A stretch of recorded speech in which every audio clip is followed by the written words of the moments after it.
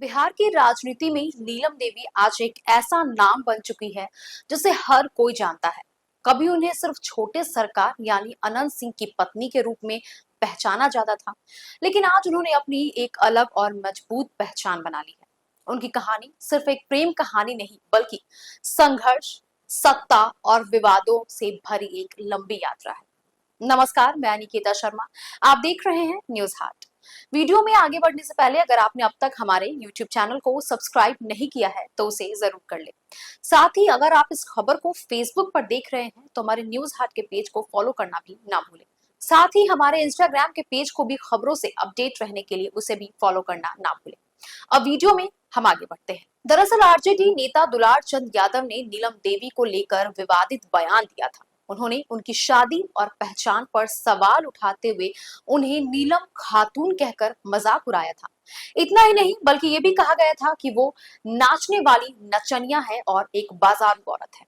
लेकिन इस बात की आज तक कोई पुष्टि नहीं हो पाई। इस बयान के बाद राजनीतिक माहौल जो है वो गर्माता ही चला गया था। लेकिन फिर एक झड़प में दुलार चंद यादव की हत्या हो गई थी, जिसमें अनंत सिंह का नाम भी शामिल था।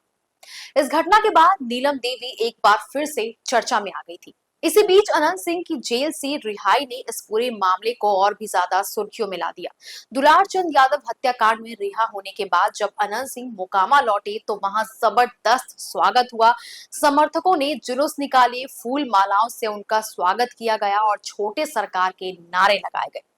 इससे साफ ये है कि आज भी उनका जनाधार काफी ज्यादा मजबूत है। और इसी बीच एक बार फिर नीलम देवी और अनंत सिंह की लव स्टोरी जो है, उनकी प्रेम कहानी फिर से चर्चा में आ गया है। बात करते हैं कि नीलम देवी का जन्म जो है वो 11 फरवरी 1971 को बाढ़ में हुआ था। उन्होंने सिर्फ 8वीं तक पढ़ाई की थी। कहा जाता है कि अनंत सिंह ने उन्हें पहली बार एक परीक्षा केंद्र पर देखा था और वहीं से दोनों के बीच प्यार की शुरुआत हुई। बाद में दोनों ने कालीघाट काली मंदिर में शादी भी कर ली। शादी के बाद नीलम देवी 4 बच्चों की मां बनी और घर परिवार संभालने लगी।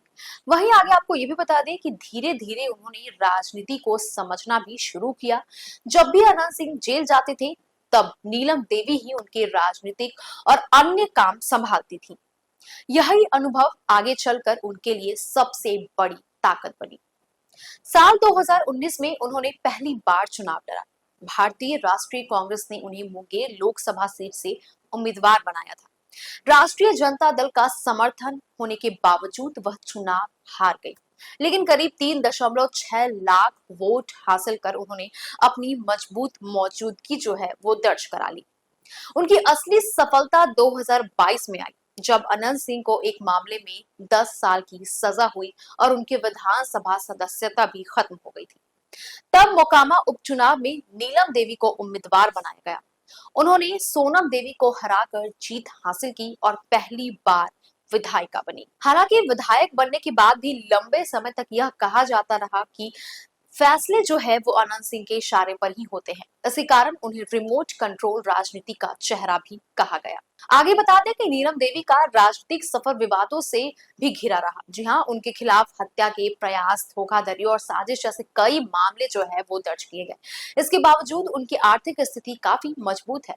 2025 के हल्फनामे के अनुसार उनके पास करीब 62.72 करोड़ रुपए की संपत्ति है, जिसमें महंगी गाड़ियां, गहने और पटना के फ्रेजर रोड पर बना हसन मंजिल कॉम्प्लेक्स भी शामिल है। एक इंटरव्यू में अनंत सिंह ने कहा था कि उन्हें पहली नजर में ही नीलम देवी से प्यार हो गया था, लेकिन राजनीति में रिश्ते और भावनाएं अक्सर सत्ता के आगे, सत्ता के पीछे छूट जाते हैं। कुल मिलाकर बता दें कि नीलम देवी की कहानी एक साधारण महिला से ताकतवर नेता बनने तक की है। इसमें प्यार है, संघर्ष है, विवाद है और राजनीति का सख्त सच भी छिपा है। इस पर आपका क्या कहना है, हमें कमेंट सेक्शन में जरूर बताएं। बस ऐसे ही तमाम खबरों के लिए जुड़े रहें न्यूज हाट के साथ। दीजिएगा इजाजत। धन्यवाद।